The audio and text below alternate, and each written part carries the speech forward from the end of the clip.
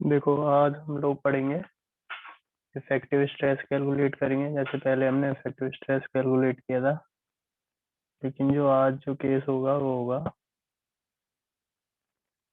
जब सी पेज हो रहा हो। ठीक है, स्टेडी सी पेज कंडीशन हो। ठीक है, अभी तक हमने क्या पढ़ी थी? Hydrostatic condition. हाइड्रोस्टैटिक में क्या होता था? वाटर फ्लो नहीं करता था। ठीक है, सी पेज होगा मतलब कि वाटर फ्लो करेगा, वाटर विल फ्लो। ठीक है, जब वाटर फ्लो करेगा, ठीक है, जैसे तुमने पढ़ा होगा इलेक्ट्रिसिटी फ्लो करती है। ठीक है, इलेक्ट्रिसिटी फ्लो किसकी वजह से करती है? हेड डिफरेंस की वजह से। ठीक है, उस हेड को क्या बोलते हैं हम लोग?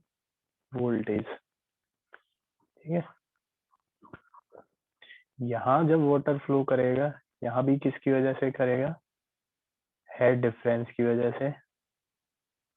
ठीक है, जिसको हम लोग वाटर हेड बोलते हैं या हेड लॉस बोलते हैं। इसको ऑब्टेन किससे करते हैं? पीजोमीटर से। ठीक है, पीजोमीटर हाइड्रोलिक्स में पढ़ा होगा, डिवाइस होता है for the measuring of head. ठीक है, एक छोटा सा कंसेप्ट और बता देता हूँ। जो टोटल हेड होता है, ये क्या होता है? Datum head plus velocity head plus pressure head. ये जो प्रेशर हेड होता है, ये मेजर किससे होता है? पीजोमीटर से। ठीक है, वेलोसिटी हेड कंसीडर नहीं करते हैं सॉइल के केस में। क्यों? वेलोसिटी हेड होता क्या है? v² upon 2g। ठीक है, अब यहाँ क्या होती है? वेलोसिटी जो फ्लो होता है सॉइल से वो बहुत कम होती है। तुमने भी वैल्यूज निकाली होंगी, तो बहुत माइन्यूट, कोई 1.4, ठीक है, सेंटीमीटर पर सेकंड, ऐसे वैल्यूज आती हैं। ठीक है, सेंटीमीटर पर सेकंड में, तो ये वैल्यू बहुत कम होती है इन प्रेशर हेड और डेटम हेड के कंपैरिजन में। ये जो वैल्यूज होती हैं ये मीटर में आती हैं। सॉरी, ये हेड है, पर सेकंड नहीं आएगा, सेंटीमीटर ही आएगा। ठीक है, तो ये वैल्यूज जो होती हैं डेटम हेड और प्रेशर हेड की, ये मीटर्स में होती हैं, ये काफी हाई होती हैं as compare to velocity head. तो वेलोसिटी हेड को अप्रोक्सीमेटली 0 कर देते हैं। ठीक है, तो कोई पूछे वेलोसिटी हेड होता है इसमें या नहीं होता है, तो ये कहना है कि वेलोसिटी हेड को कंसीडर नहीं करते। क्यों नहीं करते? क्योंकि फ्लो जो सॉइल से होता है उसमें इतनी स्पीड नहीं होती है। ठीक है, अब इसमें दो तरह का सीपेस पढ़ना है, जब फ्लो डाउनवर्ड हो और जब फ्लो अपवर्ड हो। ठीक है, ये क्या है? जब नीचे की तरफ फ्लो कर रहा है। ठीक है, जब नीचे की तरफ फ्लो कर रहा है, वही जैसे हमने पहले किया था, 3 सेक्शन मान लिए इन्होंने, एक्स एक्स। देखो, यहाँ से सॉइल शुरू हुई है। ठीक है, ये एक तरीके से ग्राउंड लेवल है। इससे ऊपर क्या है? केवल वाटर वाटर है इस वाले सेक्शन में, केवल वाटर है। ठीक है, ये सॉइल 1 है, ये सॉइल 2 है। ठीक है, अब क्योंकि वाटर यहाँ तक है, तो ये दोनों कौन सी कंडीशन में होंगी? Gamma sat. ये मतलब खुद को नोन है, मतलब हमें पता है जब वाटर ऊपर तक है तो दोनों ही गामा सेट कंडीशन में होंगे। ठीक है, सबसे पहले इन्होंने एक्स एक्स सेक्शन कंसीडर किया है। ठीक, इसमें क्या है? टोटल हेड वही रहेगा जो पहले हमने अभी तक पढ़ा है। केवल क्या चेंज होता है इसमें? पोर वाटर प्रेशर और वाटर हेड। पोर वाटर प्रेशर। ठीक है, क्यों क्यों मतलब ये पोर वाटर प्रेशर ही क्यों चेंज हो रहा है? क्योंकि ये क्या है? ये है वाटर प्रेशर। ठीक है, अब वाटर प्रेशर ही क्यों चेंज हो रहा है? क्योंकि फ्लो ही क्या कर रहा है? वाटर। वाटर के फ्लो के कारण ही तो चेंजेस आ रहे हैं। और जब वाटर फ्लो कर रहा है तो केवल जो चेंजेस आएंगे इन case of steady flow, changes in case of steady flow किसमें आएंगे? केवल पीडब्ल्यूपी में, पोर वाटर प्रेशर में। और जब पोर वाटर प्रेशर में चेंज आएगा तो ऑटोमेटिकली किस में चेंज होगा? इफेक्टिव स्ट्रेस में। क्यों? क्योंकि इफेक्टिव स्ट्रेस क्या होता है? टोटल स्ट्रेस माइनस पोर वाटर। ये चीज सेम रह रही है, ये चीज चेंज हो रही है। तो जब ये चेंज होगी, इनमें से कोई भी एक पैरामीटर चेंज होगा तो इफेक्टिव स्ट्रेस चेंज होगा। तो ऑब्वियसली ये पैरामीटर चेंज हो रहा है तो इफेक्टिव स्ट्रेस चेंज हो रही है। ठीक है, अब देखो, सबसे पहले हमने कौन सा सेक्शन कंसीडर किया? X x. अब बताओ at x x total stress क्या होगा, बताओ।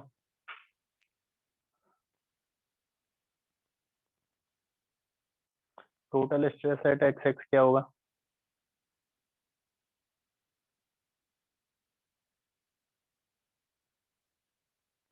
जल्दी जल्दी बताओ, जैसे पहले बता रहे थे ऐसे ही बताओ, पिछली बार की तरह ही है सेम।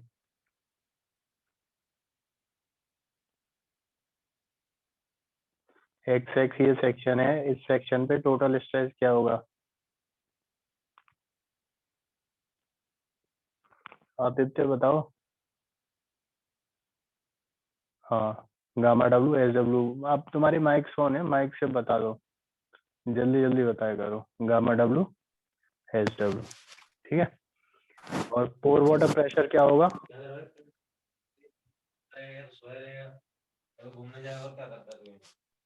पोर वाटर प्रेशर क्या होगा? Pore water, gamma W S W. हाँ पोर वाटर प्रेशर भी सेम रहेगा, गामा डब्ल्यू एस डब्ल्यू, ठीक है। इफेक्टिव स्ट्रेस क्या हो जाएगा? Zero, zero. ठीक है, जीरो। अब इसके बाद नेक्स्ट आओ एट वाई वाई, ये क्या हो गया? एक्स एक्स पर, ठीक है। अब आओ वाई वाई पर क्या होगा? वाई वाई पर बताओ टोटल स्ट्रेस क्या होगा?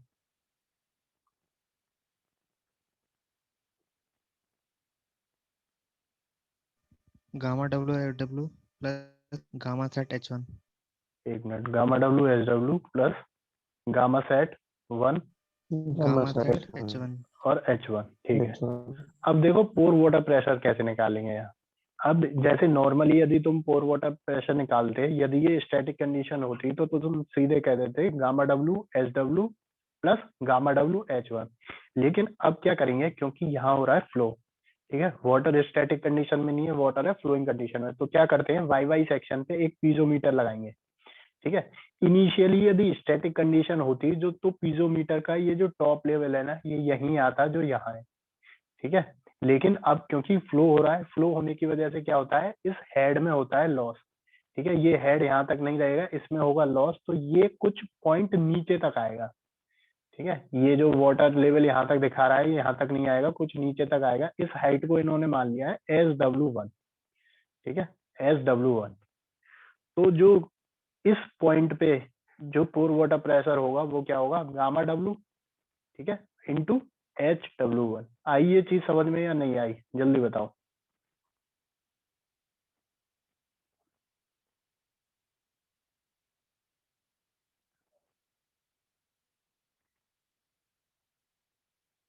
ये चीज आई समझ में या नहीं आई?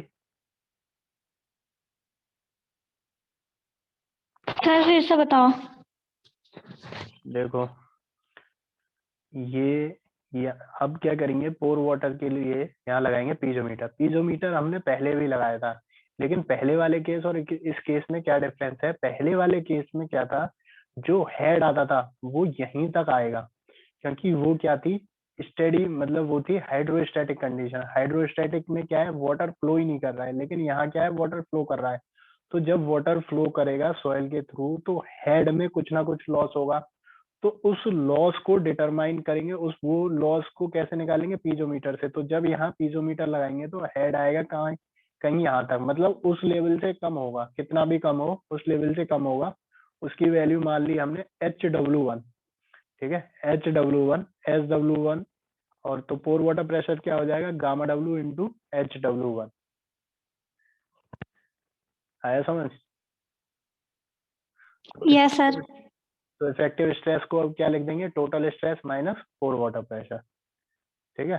तो वही इन्होंने लिखा होगा, इफेक्टिव स्ट्रेस को क्या लिख दिया, पोर वाटर माइनस और टोटल स्ट्रेस माइनस पोर वाटर प्रेशर। ये क्या हो गया, gamma W S W plus gamma sat H one minus gamma W S W one, ठीक है। इसको रीअरेंज किया है इन्होंने, इसको रीअरेंज किया है। इसको रीअरेंज कैसे किया है, gamma W S W plus gamma set को क्या लिख सकते हैं, गामा सेट को क्या लिख सकते हैं, गामा सेट को इन्होंने लिख दिया है gamma submerge plus gamma W, ठीक है। क्योंकि गामा सबमर्ज क्या होता है, gamma sat minus gamma W, तो गामा सेट को लिख दिया gamma submerge plus gamma W, ठीक है।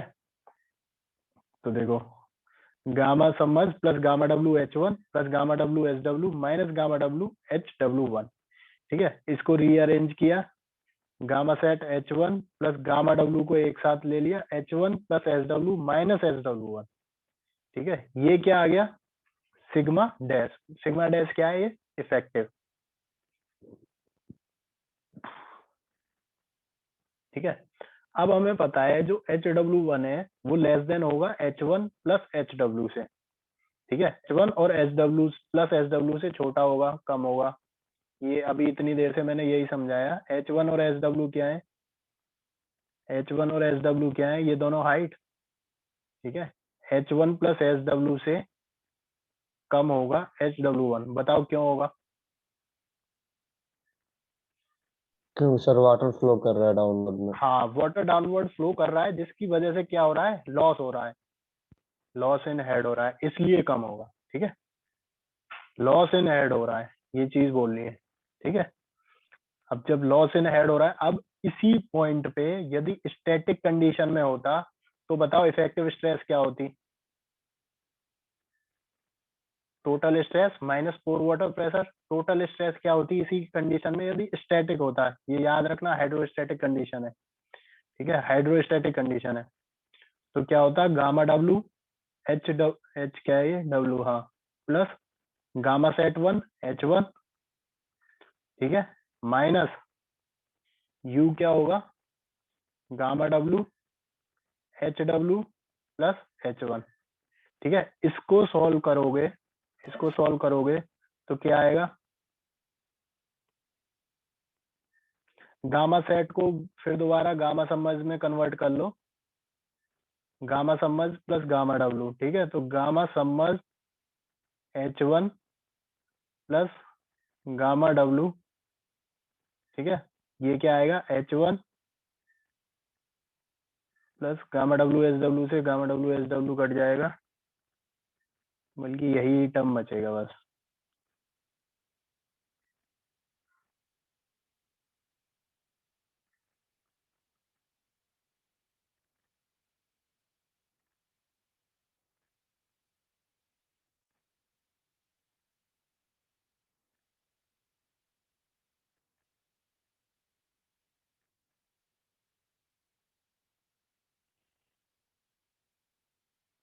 गामा सबमर्ज्ड H1, देखो यही आएगा क्या,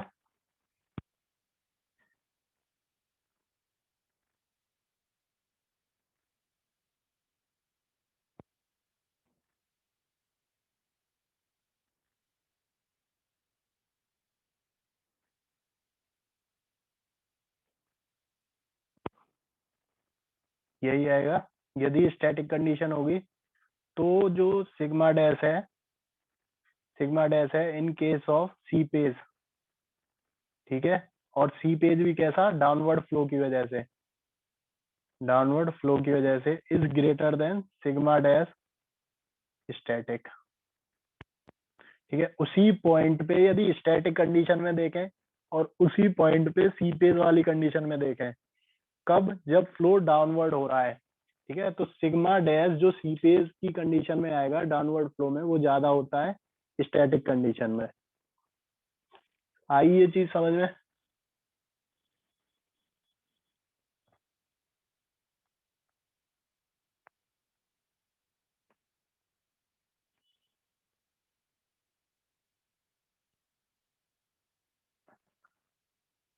ठीक है, अब जेड जेड पे निकालो, जेड जेड पे टोटल स्ट्रेस क्या होगा, total stress gamma W SW plus gamma set 1 H1 plus gamma set 2 H2। Z Z पे बताओ पोर वाटर प्रेशर क्या होगा, पोर वाटर प्रेशर क्या होगा जेड जेड पे,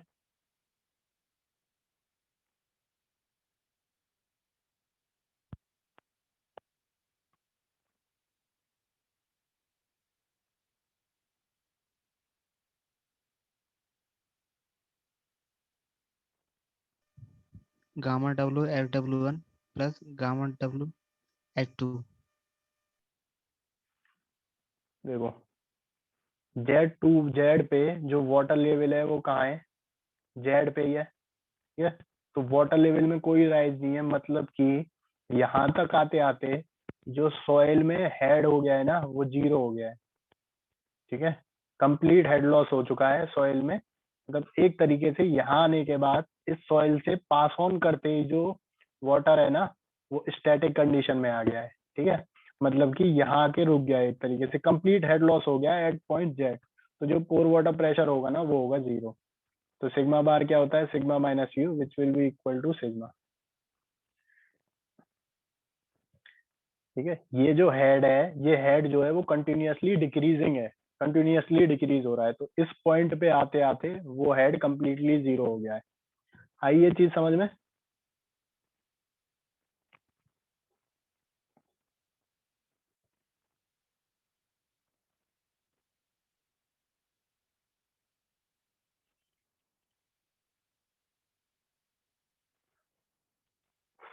अब देखते हैं अपवर्ड फ्लो में क्या होता है।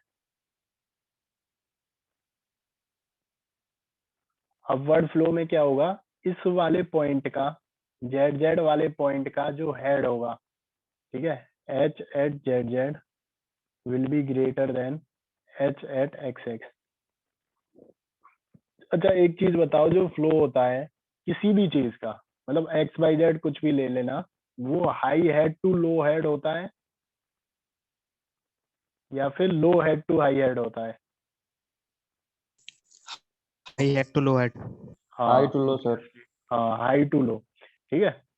तो जब नीचे वाले पॉइंट का हेड ज्यादा होगा, मतलब कि इस वाले पॉइंट का हेड ज्यादा होगा और इस वाले पॉइंट का हेड कम होगा, तभी तो अपवर्ड होगा ना, तभी तो अपवर्ड डायरेक्शन में हेड होगा।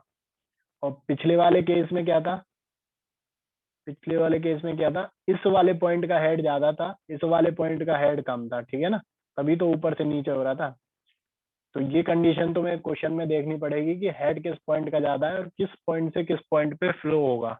जरूरी नहीं है, जैसे पिछले वाले क्वेश्चन में एरो बना के दे रखे थे, जरूरी नहीं है कि एरो बना के दे रखे हो क्वेश्चन में। ये तुम्हें पहचानना पड़ेगा कि जो हेड, जो फ्लो होगा वो high head to low head होता है हमेशा। तो जैसे तुमने उसमें पढ़ा होगा बर्नौलीज वगैरह में, हाइड्रोलिक्स में, ऐसे ही होता है इसमें भी।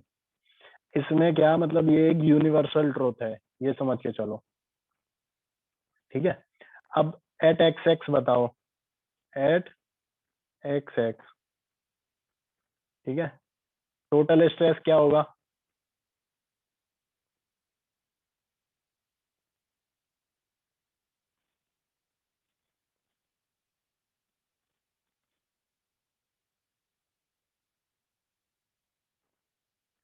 टोटल स्ट्रेस होगा गामा डब्ल्यू एस डब्ल्यू, ठीक है। पोर वाटर प्रेशर क्या होगा?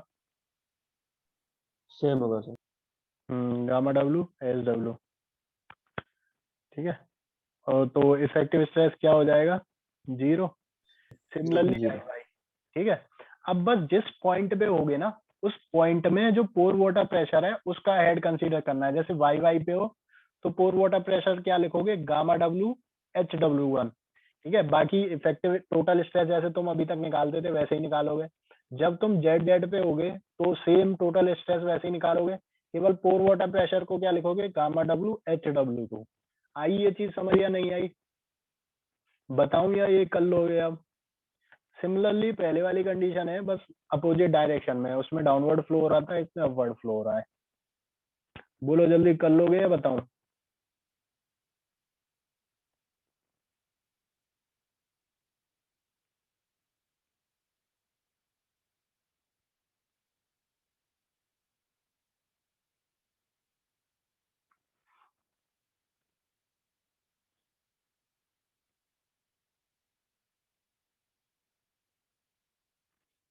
देखो वाई वाई पे क्या होगा, वाई वाई पे टोटल स्ट्रेस क्या होगा, gamma W H W plus gamma sat one H one, ठीक है। पोर वाटर प्रेशर क्या होगा, gamma W H W one, ठीक है। इसमें से इसको माइनस कर देना, इफेक्टिव स्ट्रेस आ जाएगा, ठीक है। जब इस इफेक्टिव स्ट्रेस को कैलकुलेट करोगे, ये इफेक्टिव स्ट्रेस कम आएगा, effective stress in case of static condition, ठीक है, हाइड्रोस्टैटिक कंडीशन से कम आएगा, हाँ। तो जब भी अपवर्ड फ्लो होता है, जब भी अपवर्ड फ्लो होता है तो इफेक्टिव स्ट्रेस स्टैटिक कंडीशन में ज्यादा होता है as compare to flow condition. ठीक है, ये दो इन दोनों से ये दो कंक्लूजन निकले। जब भी डाउनवर्ड फ्लो होता है तो इफेक्टिव स्ट्रेस किसका ज्यादा होता है, डाउनवर्ड फ्लो वाली कंडीशन का। ठीक है, और जब भी अपवर्ड फ्लो होता है तो इफेक्टिव स्ट्रेस किस वाली कंडीशन का ज्यादा होता है,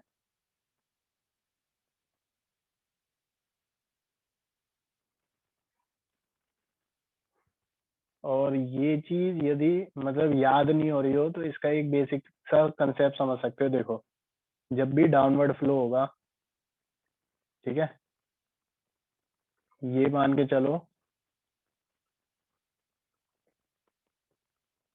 ये अपवर्ड फ्लो हो रहा है। ठीक है, वाटर अपवर्ड फ्लो कर रहा है। ठीक है, ये क्या है, अगेंस्ट ग्रेविटी है, अगेंस्ट ग्रेविटी है। ठीक है, एक चीज बताओ, जब अपवर्ड फ्लो हो रहा है और जब डाउनवर्ड फ्लो हो रहा है, अपवर्ड फ्लो में क्या कर रहा है, ये जो वाटर मॉलिक्यूल्स हैं ये सॉइल के पार्टिकल्स को दूर दूर करने की कोशिश करेंगे, करेंगे या नहीं, यस या नो भाई। जब अपवर्ड फ्लो होता है, हाँ, और जब डाउनवर्ड फ्लो होता है तो ये एक तरीके से इसको क्या करेंगे, कॉम्पैक्ट करने की कोशिश करेंगे, पास पास लाएंगे।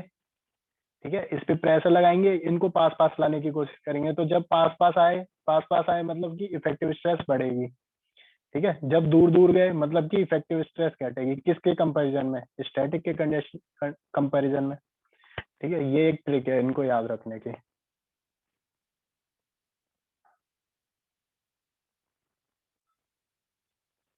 ठीक है, ये चीज अब इसको कर लेना है, अब इसमें ऐसा कुछ है नहीं। इसके दो बस कंसेप्ट बताने थे मुझे कि डाउनवर्ड फ्लो होगा तो इफेक्टिव स्ट्रेस पे क्या इफेक्ट पड़ता है, और अपवर्ड फ्लो होता है तो इफेक्टिव स्ट्रेस पे क्या फर्क पड़ता है in comparison with hydrostatic condition. ठीक है, ये देखो ये क्विक सैंड कंडीशन है। ठीक है, ये one of the most important topic इस पूरी यूनिट का। ठीक है, पहले इसका एक छोटा सा प्रूफ देख लो, उसके बाद इसके बारे में पढ़ेंगे कि ये होता क्या है। अभी हमने ऊपर पढ़ा कि जब अपवर्ड फ्लो होता है तो वो क्या करती है, decrease in effective stress create करती है। ठीक है, when head causing upward flow increasing, जब हेड जो है अपवर्ड फ्लो मतलब इतना इंक्रीज हो जाए कि इफेक्टिव स्ट्रेस है वो जीरो हो जाए, मतलब कि जो इफेक्टिव स्ट्रेस की वैल्यू है ये डिक्रीज होती है, ये हमने पढ़ लिया जब अपवर्ड फ्लो होता है। लेकिन ये इतनी डिक्रीज हो जाए, इतनी डिक्रीज हो जाए कि ये इक्वल टू हो जाए जीरो, तब जाके जो कंडीशन आती है उसको बोलते हैं हम quick sand condition, quick sand condition. ठीक है, तो दो तीन इसकी इंपॉर्टेंट कंडीशन है। सबसे पहला, फ्लो कैसा होना चाहिए, फ्लो होना चाहिए अपवर्ड।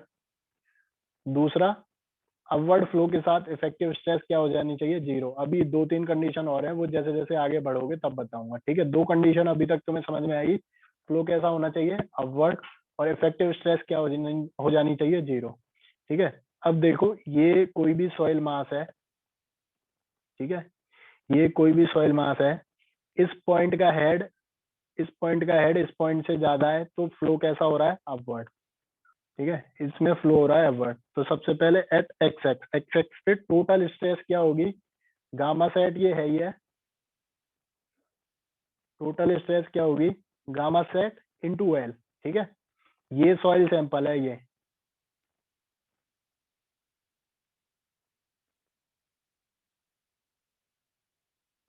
ठीक है, टोटल स्ट्रेस क्या हो जाएगी, गामा सेट इंटू एल।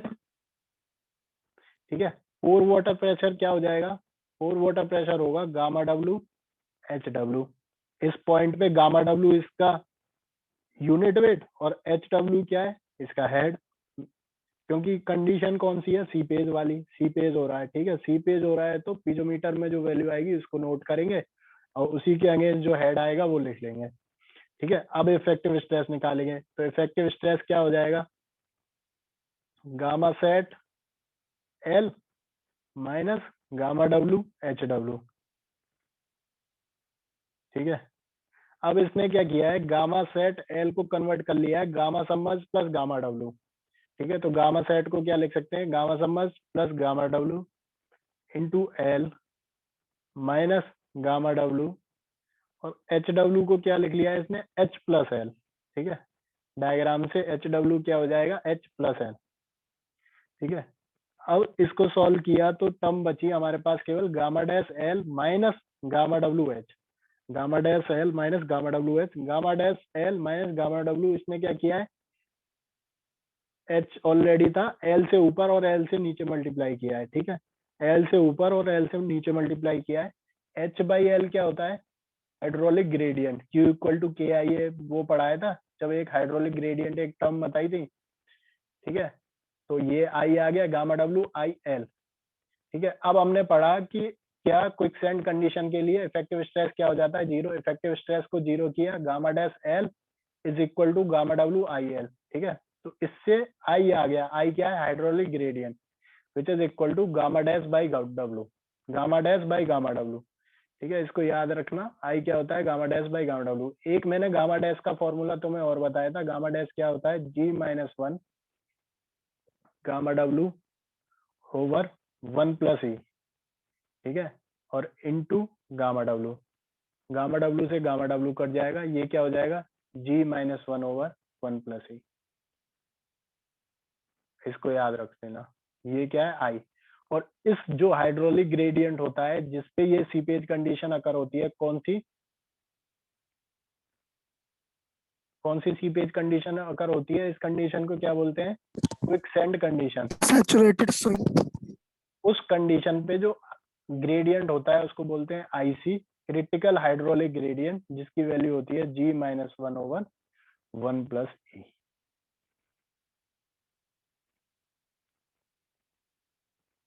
इसको बोलते हैं क्रिटिकल हाइड्रोलिक ग्रेडियंट। ठीक है, इस पॉइंट पे आके जो शियर स्ट्रेंथ है, अच्छा इसको शियर स्ट्रेंथ के कंसेप्ट को भी समझाता हूँ थोड़ा, बस पहले और टर्मिनोलॉजी क्या क्या यूज करते हैं।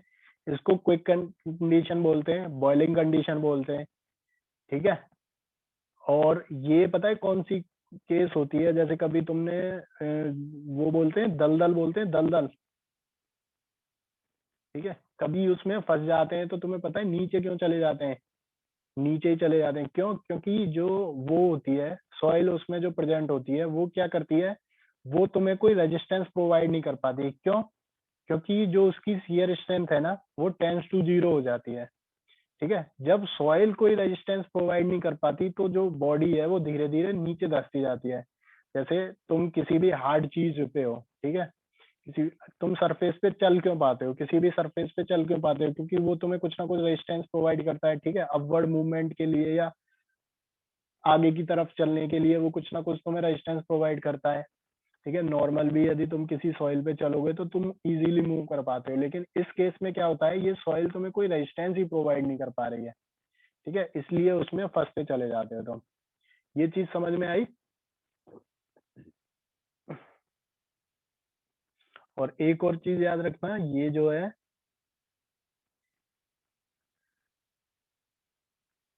ये केवल एक हाइड्रोलिक कंडीशन है, क्विक सैंड कंडीशन कोई स्पेशल टाइप की सैंड नहीं है। ठीक है, ये याद रखना, ये केवल एक हाइड्रोलिक कंडीशन है,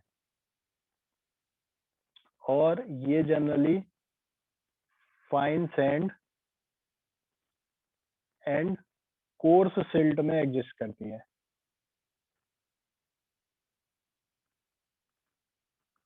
ठीक है, आप समझो इनमें ही क्यों एग्जिस्ट करती है। देखो, एक अभी जैसे जैसे तुम आगे बढ़ोगे तुम एक पढ़ोगे शियर स्ट्रेंथ, मतलब पूरा चैप्टर है, ये एक फॉर्मूला निकल के आता है, tau which is shear strength is equal to c plus sigma bar tan five.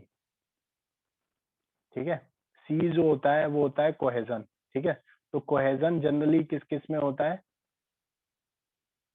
Silt और क्ले में। ठीक है, और सबसे ज्यादा किसमें कौन सी कोहेसिव होती है, क्ले। ठीक है, अब इन case of sand cohesion coefficient क्या होगा, जीरो। ठीक है, तो टाउ किसके बराबर हो जाता है, सिग्मा बार टेन फाइव। ठीक है, अब हमने बताया कि क्विकसैंड कंडीशन या बॉइलिंग कंडीशन में सिग्मा बार क्या हो जाता है, जीरो। तो जो शियर स्ट्रेंथ है सॉइल की वो भी क्या हो जाती है, 0। ठीक है, लेकिन यदि क्ले होगा, क्ले के केस में क्या होगा, ये सिग्मा बार तो 0 हो जाएगा, लेकिन फिर भी जो शियर स्ट्रेंथ होगी वो किसके बराबर हो जाएगी, C के बराबर। ठीक है, तो फिर भी उसमें कोई ना कोई शियर स्ट्रेंथ बचेगी। ठीक है, फिर भी उसमें कोई ना कोई शियर स्ट्रेंथ बचेगी, तो टोटली शियर स्ट्रेंथ 0 नहीं होती है। ठीक है, तो कभी भी तुम यदि किसी चीज में धंसते हो तो समझ लेना वहां सैंड थी, इसलिए वहां दलदल बनता है। ठीक है, आई ये चीज समझ में?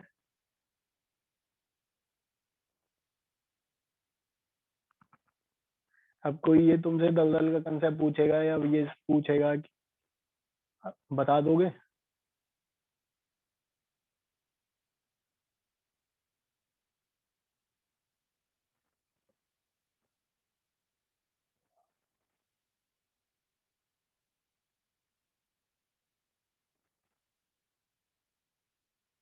समझ में आया या नहीं, ये बताओ पहले तो।